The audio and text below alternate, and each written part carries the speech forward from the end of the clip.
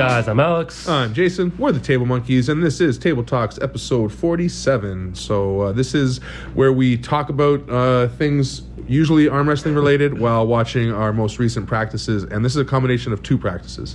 Yeah, a combination of our last practice and then your practice in Montreal, which unfortunately I didn't get to go to. Well, I said I didn't want to go because both my arms are kind of a little injured, and I knew if I went there, I couldn't just film and not pull, so I was like, fuck it, I'm not going to go. Yeah, one of the hardest things to do while arm wrestling is not arm wrestle. Yes. So, and unfortunately, sometimes you have to do that in order to be ready to arm wrestle the next time, or you just end up beating yourself down. Yeah, and it's worked. I feel a lot better now that I didn't go. I was watching the live stream and I saw you pulling Devon, and the entire event looked fun. So yeah, it was a lot of fun. The gym was crazy, really cool place. It was cool to see where Devon trained for Thor and everything, and meet some of the guys. And I used to do MMA like pretty intensely for like a year, so it was just cool to be in that kind of a gym again. Yeah, did you hop on the mats? A little bit with his trainer, and obviously got owned pretty good, but it was a lot of fun. Yeah, and some of the stuff I knew paid off, and then he was able to like teach me a couple extra steps from stuff that I already knew, which was really cool. So I think if I wasn't doing arm wrestling, I'd be doing jiu-jitsu. I'm gonna start doing it I'm saying that I want to start doing it once a week, and maybe as much as twice a week, just for cardio and conditioning and stuff, because it's such honestly, like, forget any kind of core workout you can do. Like, I've been training my abs and doing a lot of stuff since the hernia to like get my core back in shape, and 3 minutes on the mat and my core was like just in knots like it's never been, or it hasn't been in a long time. So, and in a good way. I would like to see if you can manage jiu-jitsu training and arm wrestling training without too much problems with your soft tissue. Honestly, the issue with jiu-jitsu, if you don't take it, as soon as he got his lock, like he got me in an arm bar, and I felt him getting my arm, and I'm like, okay, like I'm still can stay close to my arm, it's not bad.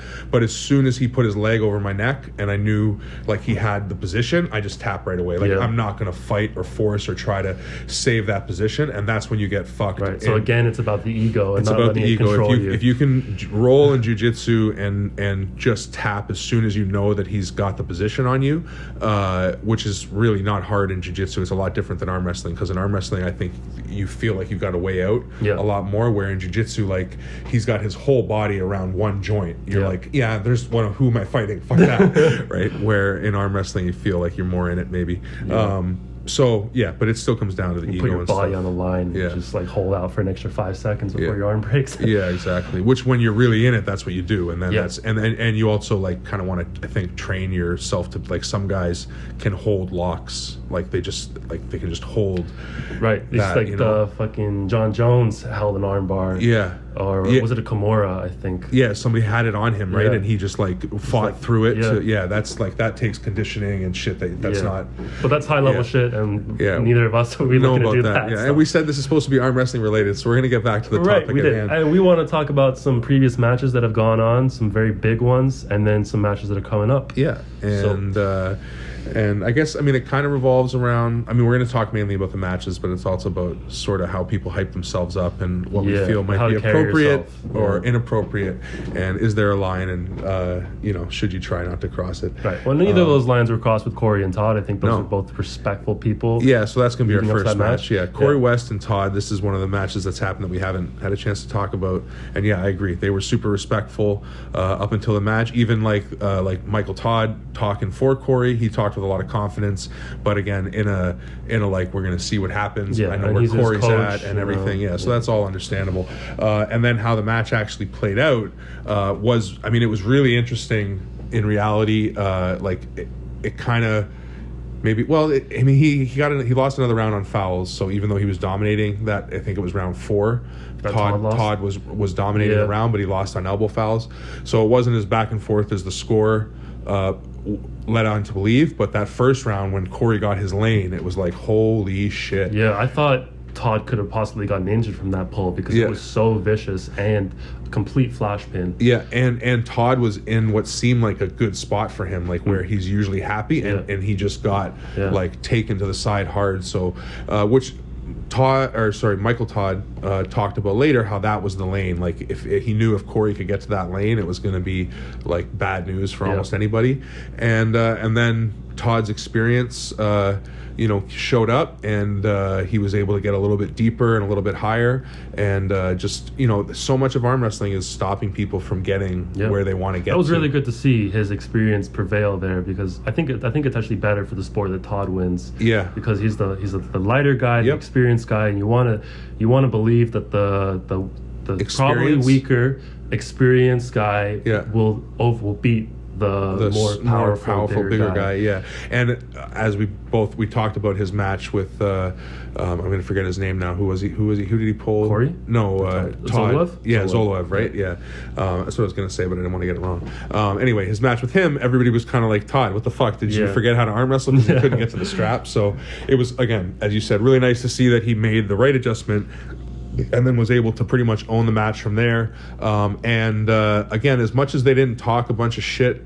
beforehand, they both were fired up. They both wanted to win, and they both got pumped up after each of their wins. So after Corey won, it was like, fucking it's on. And then when Todd rips through Corey, the way he starts slamming the table and getting fired up, it's just like, oh man, that's awesome to see. That's when it's awesome to see. And that's what gets, I think, energy really going, And then, so, I mean, anything else you want to say about that match? No, awesome match. I mean, I can't wait to see their next matches, and can't wait to see Corey bounce back, because obviously he has got crazy potential. So yeah, he does. Yeah, and he's so big. I mean, I think he's gonna try and diet down. I don't think. He said he was 440 pounds or something. Yeah, and then right after he dropped 20 pounds. Yeah. So I mean, he would probably be really, really vicious around like 350. Yeah. He's already really fast. I mean, no, exactly. And I mean, but just as myself, having already been bigger and not even that big. I mean, my biggest I was 375, and now I'm down at 300. But is just how much tighter you can get, like not just your body, but to the table. I can actually get my shoulder frame like an extra 3-4 inches closer to the pad, to the table, to everything. Can you imagine if Corey starts pressing? Yeah, I know. Yeah. Oh my God. Could you? Yeah. But that's not really going to happen unless he can really get close to his arm, which that's maybe 30-40 pounds away or more. So, but anyway, that's hopefully they both. We'll see what their next matches are, but really looking forward to watching them pull whoever they pull next. Yep. And then Paul and John. Yeah. So Paul Linn gets this shot at the GOAT. The GOAT. And it's going in as a shutout stakes for John. So Paul's just, I think, happy to be in the match and trying to see if he can actually get to his lane. Mm-hmm. Which it's not like this was a match that people were expecting to see Paul win. No. Obviously, it was, can he get around? And I don't think we saw John really attempting to destroy Paul. Like, he wanted to feel him and see what he's got. Yeah, well, that's how John likes to pull, so that's why he was kind of nervous about the shutout stakes, right? Yeah, he talked about that a lot, about how he would love to not have to worry about that and be able to play and totally let Paul get where he wants and see how strong it actually is, right. Which it kind of seems like he did do. That's what I thought. I mean, like by round 3, it seemed like he was pretty much letting Paul get where he wanted. He couldn't finish when he wanted to. Like, it did take some work for him to get through Paul's arm. Once he let Paul get where he wanted. Yeah. So kudos to Paul. He's fucking super strong. He's only 100%. Been doing the sport for 5 years now. 5 years? Yeah. Yeah, so he's obviously ridiculously strong, but John was playing with him, holding him, letting him burn out, and then finishing him. Yeah, for sure. Hyping it up for the event. Yeah, for sure. And I'm trying to remember exactly how it went. Like round 1. Round 1, like he held him in the top roll, and then cuffed him and rolled him. Yeah, and then, so his hand held up the whole match, right? Yeah, it looked like it got a little bit compromised round 1. That's what I thought. I remember it being like, or at least flat or something. Yeah. Like, but then he found it and got it right back, like in that round. So it's not as bad. His hand has definitely gotten better because it looked comparable against Chance, and then he found the right lane, and Chance really only has one lane, so once he figured him out, it was good. But then against Dimitri, which I know Dimitri is obviously a beast, but the extent to which he was losing his hand against Dimitri kind of makes you feel like, ooh, what's going on? Exactly. And then it looks like it's improved here.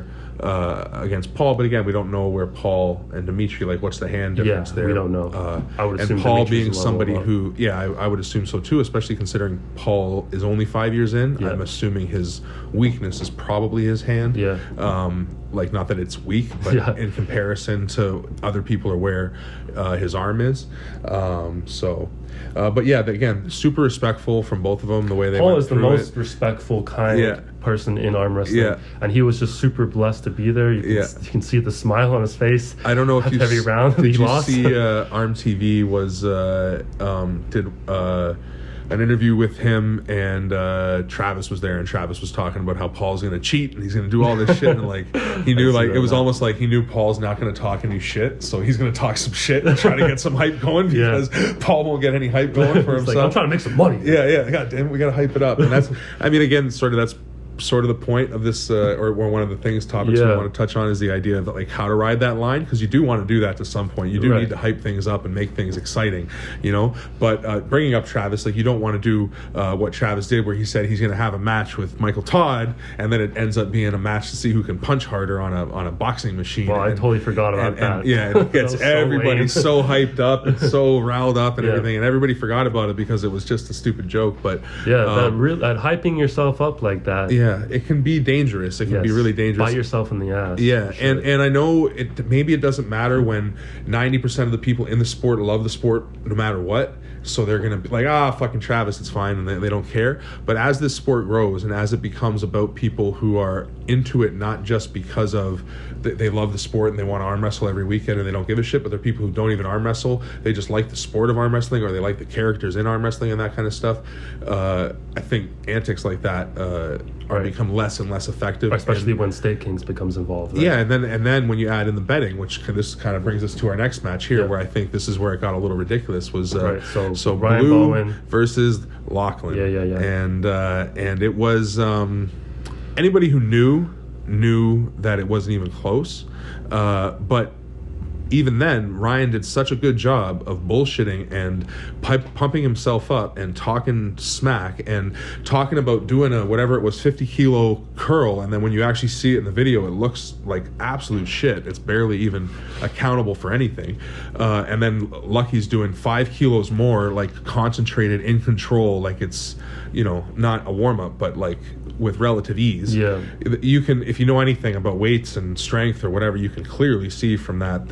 And if you watch any of their practice videos where Lachlan just dominates Brian and the entire crew every single time. Or if you know, which I didn't even know until after the match, the backstory that Lachlan basically has never pulled Ryan without having done a workout first. Like, he always does some sort of weight training beforehand so that he's somewhat fatigued going into practice in order to close the gap for people, and then he still dominates dominates the shit out of people. So after all that shit talking, Ryan gets how many blocks, after how many people bet on him and lost money, he got absolutely destroyed by Lachlan. Like, where it wasn't even close. Like, it wasn't even, like, even afterwards he maybe said, if I get his wrist flat, or he knew there's a lane. No, like, fresh for fresh, Lachlan could give him his whole hand. He could, like, whatever, it wouldn't matter. He could give him any position on the table, and he is just way, way, way too strong.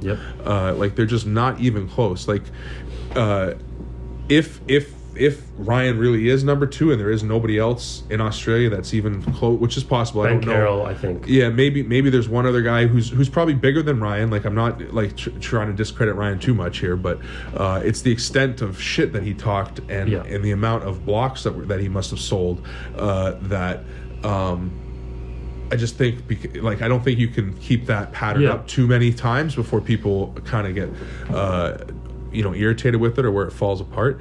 I think humility is a lost art in arm wrestling right now. People are like so obsessed with hyping things up for views and clicks because YouTube is so popular, but it's just gonna backfire. I don't think there's longevity. No, it's not sustainable, because you will lose respect for actions like that. Yeah, which and then another one for just, not to hate on the guy too much, but the afterwards saying that the reason he did the match was basically to give Lachlan the opportunity to prove that he was number 1, because he knew he really was number 1. But then for 8 weeks you've been doing that, which is to say, oh, I was just trying to hype up the match. Well, then you were hyping it up to rip people off.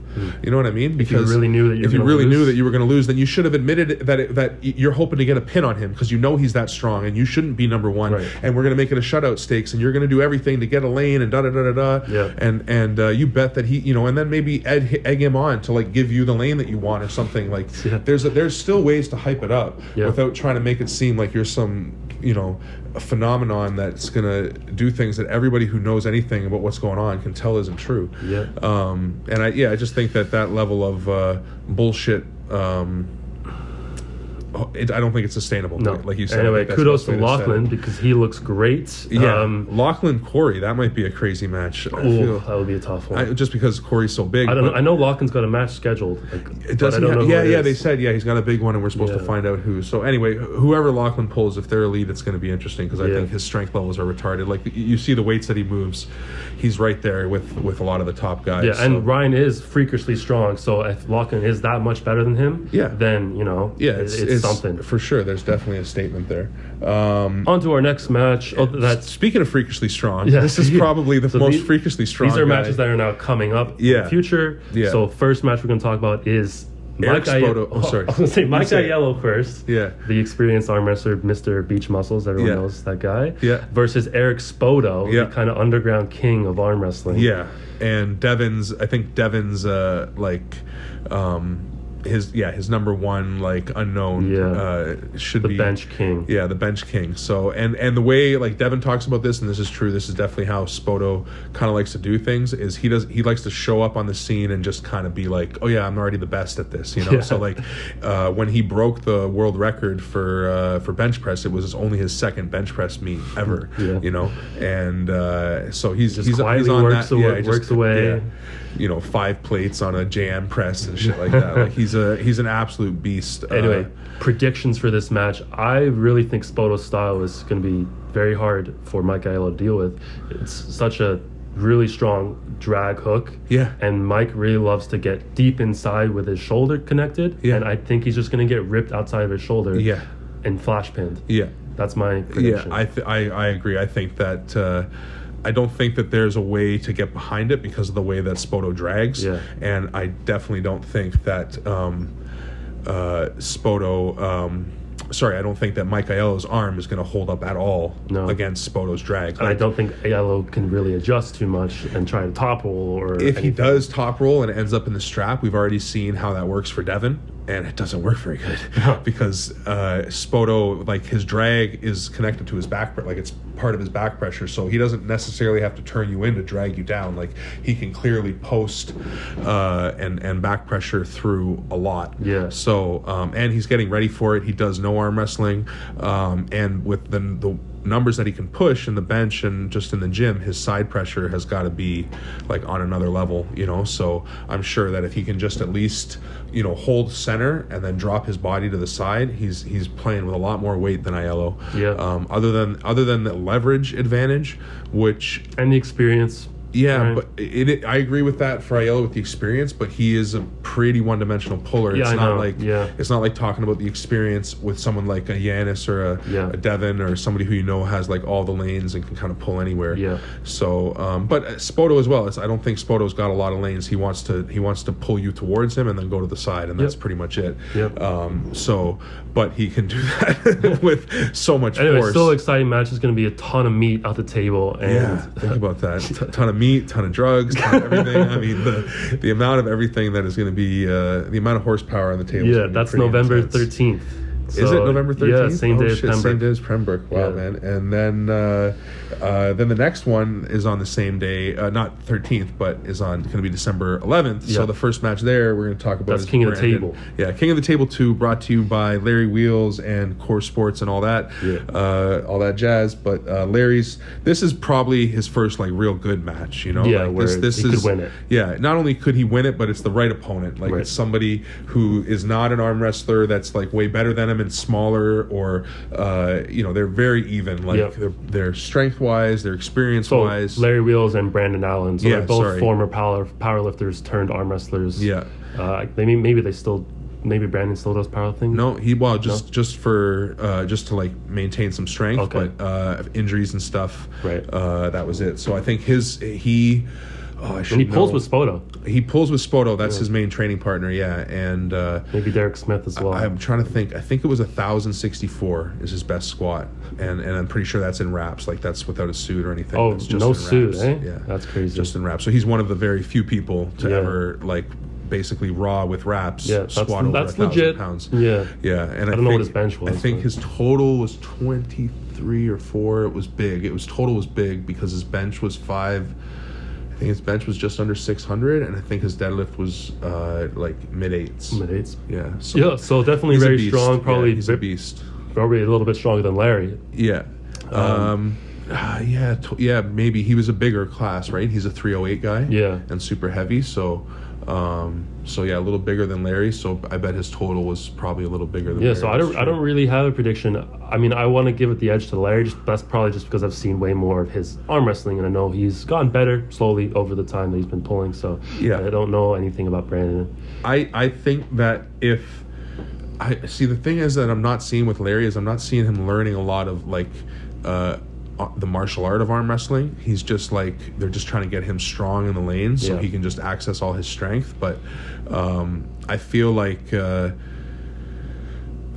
it stops, is it right and left? Do we know? I don't know, but I feel like if it stops, I'm hoping that Larry's done a little more arm wrestling, that he might know his way around it. But I don't know. It's hard to know. It's gonna be interesting as fuck though to watch. And then the last match, which we'll get to here, the most exciting match of the year. Yeah. It's the rematch between possibly the newish GOAT and the very well established GOAT. For sure the GOAT in John, and then the Kobe Bryant to Michael Jordan, so to speak. Devon Larratt versus John Brzenk, King of the Table 2, December 11th. And it's going to be awesome. And I think these guys both, like Devon especially. Devon, likes to talk his shit and likes to hype things up. And he'll say things like he's going to crush you and, blah, blah, blah, blah, blah. But he does it with that sense of humility, and humor as well, and humor to it that is kind of unmatched, and Brzenk in the same way, but without the humor, with this like humbleness of like just like innocent old man kind of. Bitch, you know who I am? A bit of that, right? And so they're both saying they're going to destroy the other one, and it is gone a shutout stakes now for Devon. I don't know if you saw that. So what happened was they opened up the stakings, and Devon sold out so quick, and John wasn't selling. He was selling so slow that they were like, okay, we can't keep it win-loss. We've got to make it shutout stakes. So it's a shutout stakes for Devon. Wow, that's gonna motivate John for sure. And Devon said like he's got people calling him like, you don't sleep on John. Like he's gonna be harder than Michael and blah blah blah. And I think the advantage that John has over Michael versus Devon is the versatility. Definitely. Is that he's got so many different lanes. Now, with his age and everything, who knows? But, pancakes have obviously come into play, and we've heard that he's hoping to come in somewhere around 250. Mm-hmm. Do we know what he was for Paul Linn? 230. 230. Wow, he wants to put on 20 pounds. Yeah. I mean, if we were going to judge his performance of his last matches and then compare them how well he would do with Devon, I mean, it's not even. I don't see it being contest, that close. Right? Yeah, unfortunately, I don't. Yeah, I don't see it being that close. I mean, that's what I said in Montreal to Jody, and it's on the live stream there. Where and I basically just said, look, I don't think that he realizes the hand that he's dealing with here. Like, this is a completely different hand. Yeah. Devon's hand has, even just in the time that I've known him, the 2 years, like it's right. Changed. So if Dimitri is taking his hand and Chance is making it very hard for him to get any sort of hand control, then Devon's gonna completely take it. And then at the same time, Paul's arm was able to test John's arm. Yep. And I'm telling you that Devon's arm is definitely on another level than Paul's. Like, yeah, no Paul's a offense to 200-pound arm wrestler. Yeah, exactly. Devon's going to be pushing close to 3. He's going to get. Yeah, he's not going to be. I don't think he's going to be in the 290s this time, but he's going to be well over 270, and at his frame and everything, it's just a totally different beast. So, yeah, 6-0 coming at you from Devon. Yeah, I think Devon's going 6-0. So yeah, on the Stakings, and that's pretty much the episode. Yeah, so let us know what you think about what our opinions were for these matches, and we'd love to see you all in the comments. If you like the video, please like the video. Share, subscribe, smash that bell, do all those things. And monkeys out. Peace.